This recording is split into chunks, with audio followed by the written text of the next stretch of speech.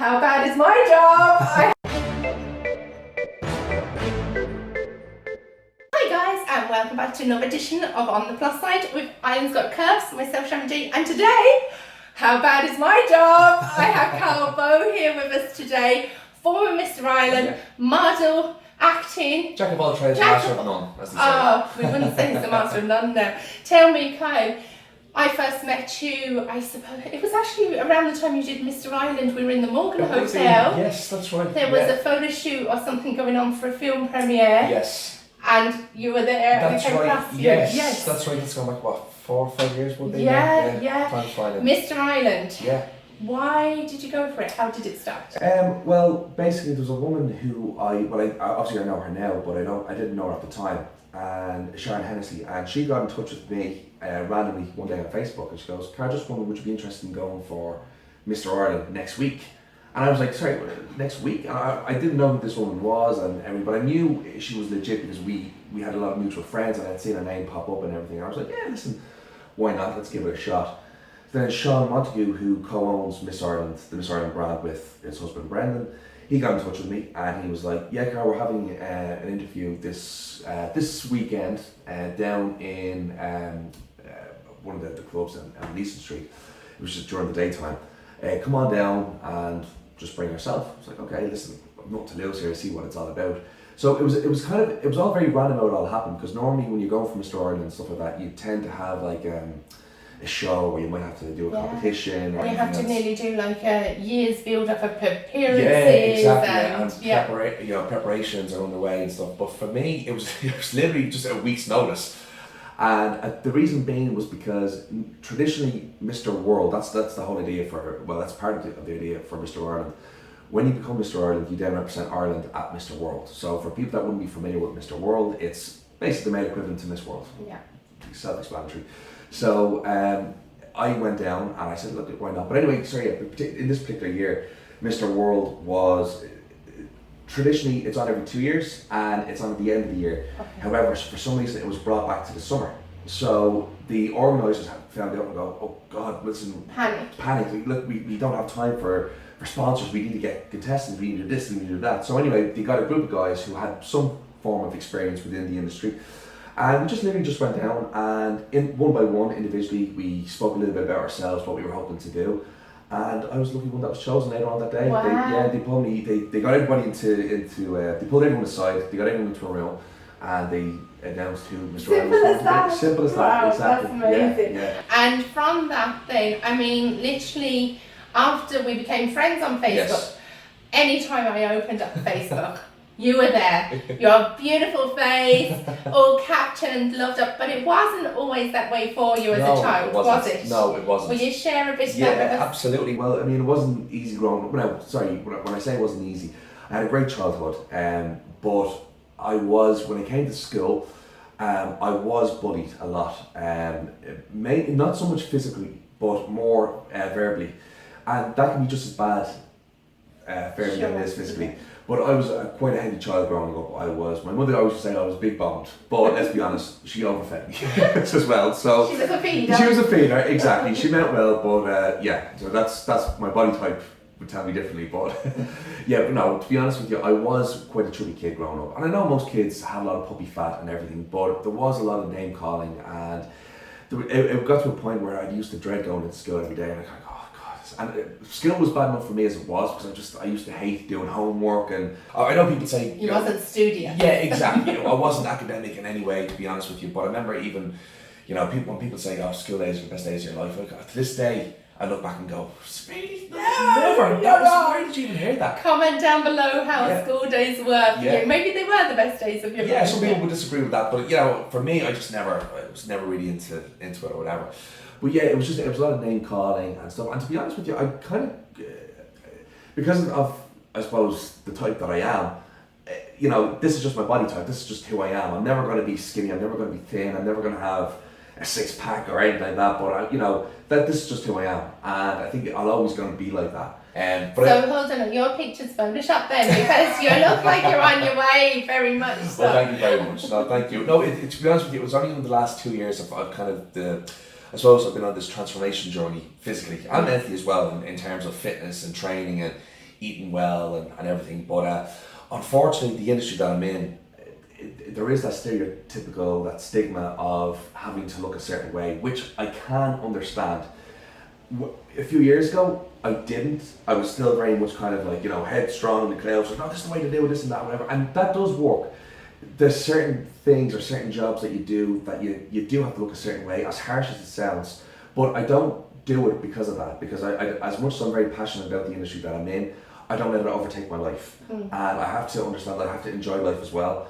And to the point where, my mentality is, well, look, if you don't like it, well then, too bad. Exactly. That's it. So. And I mean, it's really interesting because women have been under pressure. Yeah. We've put ourselves under pressure. Yes. The media's put us under pressure. Correct, yeah. Our fellas and girlfriends, whoever has put us under pressure. Men now, I think it's the same. I think totally. It's equal. Absolutely, there is, and there's a lot of guys as well. There's a lot. We'll take the fitness industry for example. The fitness industry and social media. You can look at it whatever way you want to look at it, depending on your mindset or whatever. If you want to get into fitness, we take Instagram for example. There's a lot of these fitness bloggers and influencers now all of a sudden that have just that have saturated the whole market. And I know they mean well and stuff like that, but I look at guys, and I remember there was one guy who I know, obviously, lovely guy, everything else, but I remember I seen him one day and he was photoshopping his photos, basically to try and make his biceps look even bigger. He had this way of doing it. I was kind of going, it becomes an unhealthy obsession. Like, I don't get me wrong, listen, I'm sure we've all photoshopped ourselves, or we'd like to photoshop ourselves, and I'm not saying that's the right thing to do. But look, you just kind of have to do whatever. I think when it gets in your head and it affects your mind, I have a five selfie rule. Right. Because mine's best of 5. Because some of my friends take, like, I'm not joking, like nearly 100, and that's not an exaggeration. Yeah. Then they're deleting, shortlisting, seeing how they look with Photoshop, and it's like, life is too short. Of course it is. What you're teaching children coming up and everything is. Exactly, wrong. You're right too, absolutely. There's an app called Perfect 365, I don't know if you've heard of it or not, and I had it before and I realised it was the worst thing I ever downloaded, because I remember only a few years ago, whenever I used to take a photo, I was never happy with how I looked, and I know that's, it's all in your head as well, but the thing about it is, I remember there was times where I look at it and go, oh my god, my face looks a bit too chubby, I'm going to slim it down, I'm going to get rid of the bags under the eyes, I'm going to whiten my teeth a little bit more, and with this app you can actually do that. Now I know I'm probably shouldn't be promoting it, people are really looking at it, whatever. But what was that? We don't want to talk about it. But there is an app that does that, and before you know it, you're automatically using the app without even realizing, you know what I mean? Yeah. And it's just gone beyond. And you're kind of sucked into it. And I mean, exactly. Anyone that follows you, you're on Instagram, Karl. Karl Bowe, Karl_Bowe, KARL_Bowe. Perfect. And on Facebook and all the rest. Twitter as well, yeah. And anyone that's been following lately, actually, poor Karl's had a raw deal because it's his mum everyone's been looking at. She's actually in the other room. We must call her in and get a selfie with her. She's like just become Insta famous now. But don't tell her that, she'd be over the mill. She'll be able to walk out with her head so big. It must be great. You're obviously a great son to her. Do you have good fun with your mum? Absolutely, we do. We have a great relationship. And she's only new to Facebook as well. So as far I always tell her, I said it's the worst thing that she ever could possibly do is get on Facebook, because she only literally just downloaded it there a few weeks ago. And she's asked me every question on the song. What does this mean? And if I press that now, what does that? They think that I'm like, and to the point where I actually get frustrated with her. I go, man, just please. And you feel like you just want to, But I have to take a step back and relax. She's only new. She doesn't mean any harm. Well, you're lucky because actually I work for a company, and some people put on comments like reviews of my work, and they're like, Sharon was great, and my mum answers, hi Sharon, how's the kids? Because she hasn't looked at it, so it could be worse. Well, yeah, exactly. That's it. I wouldn't be that surprised if my mum did that. But it could be a lot worse. Yeah, so that's fun, but we love them for that. Yeah, that's what mums are there for. And I'm the same. I'm probably embarrassing my kids right left. I don't actually comment on their stuff or anything. I leave them be. But I do keep an eye on this. Of course, absolutely. Yeah, you do. So how did we rewind back? We keep chatting forever. Yeah, I know. How did the the bullying affect you? Did it get in your head? I mean, that age, your teenager years, was it? It's very vulnerable time of life. To be honest, it actually probably would have been a little bit younger. So it would have been just before teenage years. So it would have been in around maybe 9, 10 years of age. Oh my God. And you know, look, I know kids are kids, and I probably you look back, and I'm sure, you know, the people who name called me, they probably look back and kind of feel, you know, they feel bad or whatever.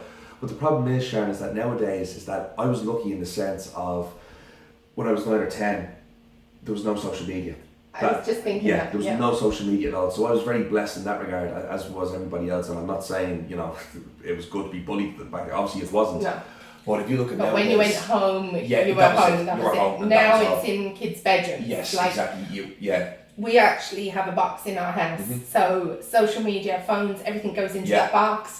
It goes into no one's bedroom. Yes. That's your sanctuary. Go and rest. Go and have peace. But I mean, when I was a kid, coming home from school, going out to play, going back into bed, and going to school, that was pretty much our life. Whereas nowadays, kids are on their phone and they're doing this and they're doing that, and it's just, I mean, nowadays. Oh, you're at risk of sounding like an old one now. I know. I turned 20 this year, Sharon, so I'm getting there. Now we get you the slippers. Exactly. And the pipe. The summer frames outside there as well. So yeah. So from there, you spent a bit of time in the UK. Yeah. Did I see you on Take Me Out? That's right. That was good fun. I was on Take Me Out. It was actually 1 year into my reign of Mr. Ireland. And I mean that was that whole time period was a great experience for me. But I remember that would have been 5 years ago, and I just, you know what, it was weird how it all happened, because it wasn't the case for me to go, all right, listen, I'm going to go on Take Me Out, I'm going to audition for it. They actually got in touch with me, and I got a friend request off on Facebook one of the days, and it was off this guy. I was thinking, I remember that the picture, this profile picture was Paddy McGuinness and the Take Me Out logo. And I go, what the hell is this? So I just accepted it just for the fun of it. And I got a message within 2 minutes, and he said, hi Karl, my name is blah blah blah. And I remember the message was very formal, it was very, you know, we were just wondering, would you be interested in going on the ITV's Take Me Out with Paddy McGuinness? And straight away I thought, okay, this is a wind up, who is it or whatever. Anyways, it turns out it was legit. They had to, you know, they asked me several questions, they rang me, I had to go for an audition. They brought me back, and before I knew it, cut long story short, I'm on the show. That was within, I think that was 2 months after they initially contacted me on Facebook.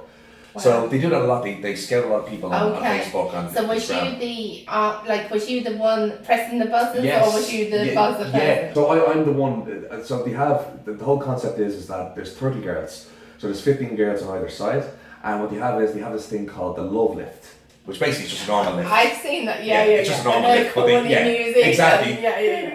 So so I came down the lift, and there's 15 girls on either side.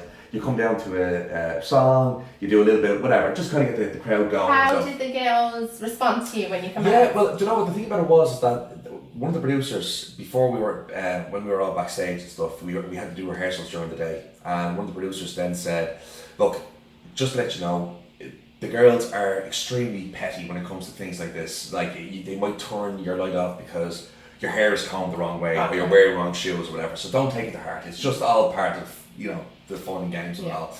So you have to be a little bit thick-skinned. Yeah, exactly. So it worked out well, because when I came down, normally you introduce yourself. My name's Karl, I'm from Dublin, or I'm Jack, I'm from Liverpool, whatever. So you come down, and if the girls like the look of you, they leave their light on. If they don't like it, they turn the light off. It's as simple as that, really. So it's it is. I'd be so anxious. Yeah, exactly. But you know what? I just went on it for the laugh, and I just said, you know what? I'm thick-skinned. It's only in front of how many million viewers? Exactly. That's exactly it. It's at the UK, and you know, believe it or not, at the time, one of the main reasons why I wanted to go on the show was because I actually wanted to let people know that there was such a thing as Mr. Ireland as well. That was another thing that I wanted to get clear. Now I know that was, because I know that a lot of people, they have their own talents and they have their own traits and this and that. But for me, it was just to make people more aware that there is a Mr. Ireland and there is such a thing, and you should go for it, because it can open so many doors and opportunities. But yeah, sorry, we go back to the show. We went on and we did this, and you do like a VT where you have family members talking about you. Was your mum on it? No, oh God, my man would be mortified. No, it was my uncle, and then funny enough, I actually had to speak about what I was looking for in a girl. Right. But they give you all these kind of this script. Cues. Yeah, cues, exactly. So, and I'd be like, hopefully the look of the Irish will be on my side tonight and all this kind of stuff. So, but yeah, but it went really well, and I picked the girl. And the light stayed on. The light stayed on. There was a few lights that went off, which was expected. But then afterwards, you asked them a question, it's like one of the killer questions. But then, that's what it is. You narrowed it down to two girls. Then you asked the killer question, and then you decide yourself who you want to pick. That must have felt so awkward, because you're 50-50 going to reject someone blatantly in their face. Exactly, that's what At least nowadays on Tinder you're swiping whichever way. I don't use Tinder. Oh, no, I'm saying, There, you're there. It's like, okay. That's what it is, And funny enough then, when that episode was shown, an agent got in touch with me from London and said, look, would you be interested in coming over and having a chat and stuff like that? I was like, yeah, look, why not? So I went over to London, and funny enough, the girl who I chose at the time, Rachel, we actually ended up blossoming. We actually ended up getting together. Lovely. So it all just worked out at perfect timing, both professionally and personally as well. So I went over to the agent, and the agent more or less said, look, you need to be over here. There's a bigger market over here. Ireland's great, but there's more opportunities in the UK, naturally enough, because it's bigger. I think once you crack the UK, it's easier to crack Ireland if you want to come home. That's exactly it. That's what it is. So I went, if anything, it was a life experience. I really enjoyed it. I understood the industry more. The heartache, the rejection, everything else that comes along with it. But there was a few triumphs as well. I was successful in some projects also, and it was just a great experience. Right. And I'm based over here, but I'm back and forth over there. They know you now. They know what you're capable of. Exactly, that's it. And I'm more experienced now than I was back then. Yes. I think I'd be more ready for it now than I would be. Right. So I'm always over there, and if a couple of things now lined up. You never know what's on that, right? Exactly. We could be losing our Mr. Karl Bowe. Yeah, never know. Not for long though. We'll meet you on Facebook. Exactly. I'll be on Facebook. You'll see me. Yeah. So you've gone on to do panto. You've gone on to do so many things. What is the highlight of your career so far? I feel. That's one of those questions I really don't know. I mean, to be honest with you, obviously. Okay, I let you have three. Three, oh god, yeah. Have you got to spare everything? No. I suppose. I mean, I suppose the highlight was becoming Mr. Ireland. Yeah. Because when I became Mr. Ireland, the thing about it is that so many people, they were looking. I used social media as there's so many positives and negatives to take away from social media. When you're in the line of industry or in anything, if you're promoting something, social media is a huge advantage to it because you're promoting it. Everyone's on social media, they're checking, this and that or whatever. But for me, it was just, I used it to the best of my ability. You really did, and I was really impressed. I mean, I had you on my radio show as well. Right, exactly. You go way back. I was really impressed with how you played it. Yeah, you didn't play it, you worked it. It was really exactly, good. Yeah, it was. I wanted to allow people to know that there was a Mr. Ireland and everything. But being Mr. Ireland, the thing about it is that unfortunately there's a lot of it that people were looking at my social media and thinking that the work is just landing on his lap and this and that. Trust me, that could not be further from the truth. It was the complete opposite. People say to me, "Oh, you're so lucky." I say, "If you have worked as hard as I did to get this luck, exactly, you'd understand." Yeah, that's what it is, and trust me, and even to this day, it's not because of I was Mr. Ireland and I can do this and I can do that.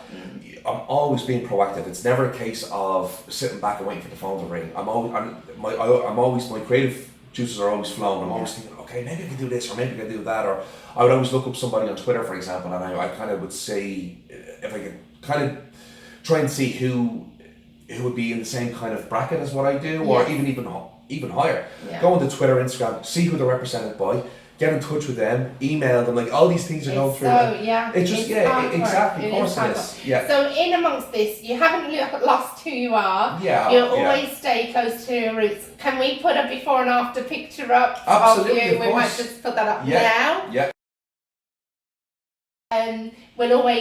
You'll always refer back. You've not forgotten who you are, and I think that's really important. Like at Islands Got Curves, we give the message: don't stop doing what you're doing today because of your size, because of your hair, because of whatever it may be. Because today is today. Absolutely. Utilise it. I'm not 100%. My ideal weight today. I'll be honest. I've actually gained weight from where I want to be. But that hasn't stopped me talking to you today. And imagine if it had. Thank you. But imagine if it had, then I'm missing out on life. So it's all about exactly pushing forward. pushing forward and everything else. We've run out of time. I cannot believe 15 minutes on a Wednesday goes like it boom, does, doesn't it? Yeah. boom. Thank you Thanks so much for Sharon. coming. Much Guys, appreciated. thanks for tuning in. Any questions for Karl Bowe? If you're an agent and you have a big movie, contact him. He's waiting for that call, but he'll also find you as well. Yeah. But for now, thanks for watching, and we'll see you next Wednesday at 8 o'clock on the Plus Side. Thank you guys.